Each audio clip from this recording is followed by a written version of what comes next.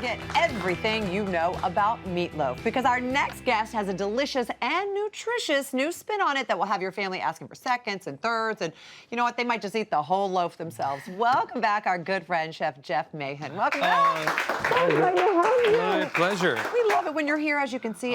Well, you guys are already into it. Allie's getting into it, as is Maria. We have a head start. Now, you know, when we think of meatloaf, we Yeah. always think of comfort food. This is comfort food, but it's also very healthy, and I know it's your go-to, right? Well, I love meatloaf. I grew up on meatloaf, sort of, working dad, everything, and sort of throw everything in a pan. But I become healthy. I'm a healthy guy now. And so I wanted to take a spin off meatloaf. And I was always kind of like sad about turkey sometimes. Like sometimes it's overcooked, right? Like everyone talks about it, but then it comes out of the oven, you're like, oh, I want not the turkey.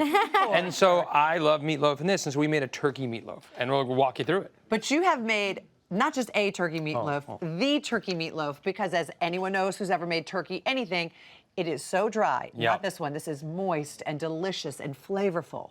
Well, you start with the base ingredients, and my favorite thing in the world to add to the turkey meatloaf is smoked turkey. And so this is going to give it that flavor, right? So turkey's pretty bland. I mean, it's not bad, it's not great, but smoked turkey's going to give it that depth of flavor. We also have a seasoning mix. So I like to start with fresh turkey. It's really important to get fresh ground turkey and not frozen. I do a light meat and a dark meat, right? So you have nice flavor. Mix in right here, the ground turkey. Yeah, so it's a smoked turkey that I pulsed in a Roboku or like a food processor to give it that nice texture too, because you want that in your meatloaf. Now is a super secret spice mix, which I'll obviously give you the recipe for. And so the spice mix, this is going to give it a lot of moisture and a lot of flavor. So when I grew up, it was like half a bottle of ketchup. And so we're going to just go a little beyond that. And so elevate it a little bit. This is whole grain mustard, barbecue sauce, tamari soy, which makes this whole thing gluten-free, which is very cool. Coriander, cumin, a bunch of different spices. We're mixing those in onions, so sauteed onions in there as well, all pulsed together. And that's also going to give it that nice caramely sweetness. So I mean, Jeff, that would be great with anything. Oh, well, I like to put it in turkey burger patties too. Oh my gosh. So we'll mix this up like so, right? And at this point, you want to make sure it's all nice and mixed together. Yeah, there we go. Tiny. There we go. Perfect. And then we start adding in some more spices. Yes. Now, we're going to add sort of the base spice of everything. You want fresh herbs for this one. So you have your thyme right here. All right. You have your rosemary. Okay. And your sage. And these are sort of like the base meatloaf of any flavors. Meatloaf. Right? And so I want to mix those in right now. Make sure everything's really well dispersed. You don't want to over-mix it because it gets really, and then you're making it mushy. And you're not putting any breadcrumbs in here, which is awesome. So no breadcrumbs. Now we're going to add the eggs and the milk. Okay, so put the eggs in there. So the eggs act as a binder, keeps it all together, right? And the milk is going to add some more moisture to it. Nice. And then a little bit of salt and pepper. A little salt and pepper. Seasoning is always good. Perfect. I wish I had you around every time I cook this. You know what? You let me know. I'm happy to do a little side hustle and come work with you. It's perfect. All right. And now you add the mirepoix. Yep. Which is really a great addition. Well, it gives it the texture. It also gives it the flavor. And this is what you use for turkey gravy. This is all the stuff you'd use in stuffing. So it gives that flavor, again, of that turkey meal. And it gives you that holiday vibe, too. Oh, yes. That's what I was just thinking. I'm like, you could actually have this for the holidays. Yeah. This is a perfect holiday, but we're going to show you in a second some cool extra features with it, too. Right, for every day. I feel like the chop really small like that, too, is like perfect. Yeah. Yeah, well, I mean, if you look at it right here, it's this nice bite size. So when you eat it, you're going to get these textures of it, and like you're having right now. Now, we're going to take our pan right here, and we put this in a water bath, and this is really important. So which isn't typical of meatloaf either. No, and this is I learned this from pastry, from like baking cakes and cheesecake. We want this a nice, even cook, and we don't want to sear the outside or the top. So we're going to put a water bath in it. It's going to steam it, but it's also going to keep it even throughout the whole thing.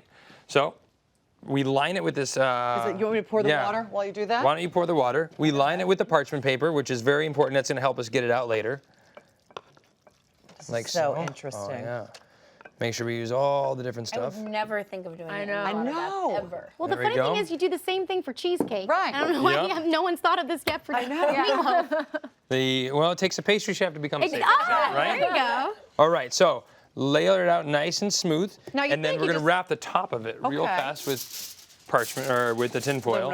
And you think you just put it in the oven and be done with it, but no, not Jeff. Oh no! So again, remember we said turkey's kind of bland, right? And we added all the spices and all those things, but we're gonna show you how to make it even better. So now how long will we leave that in? So this is 350, and so we put it in for about an hour and 15 minutes. You want it to be 160 degrees on the inside. Okay. And then you pull it out.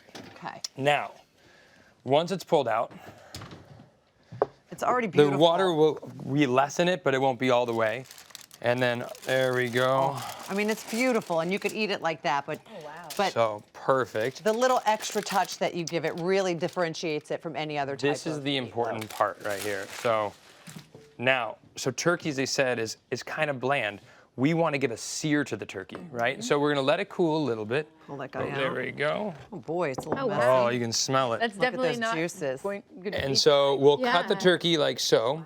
And so you can see all those nice chunks in there, the meat, the mirepoix. Gosh, it's beautiful. And we're gonna go right on the saute pan, like so. Oh, that's so smart. This is gonna give it that nice char, like you would sear a steak or a piece of chicken. So roast chicken tastes better than steamed chicken.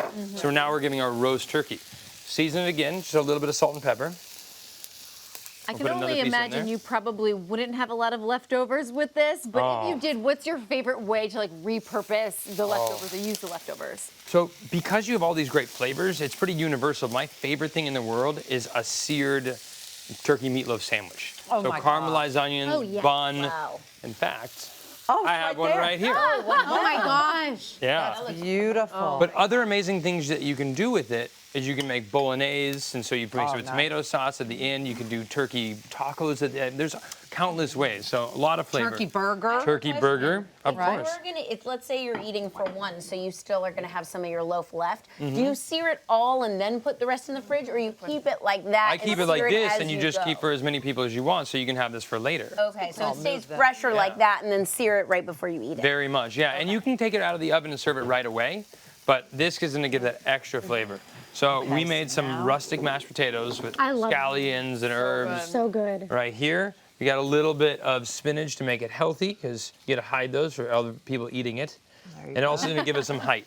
Now, when we flip this over, oh, look at that. Perfect. So nice. So that is gonna give it a nice, Larissa hated it.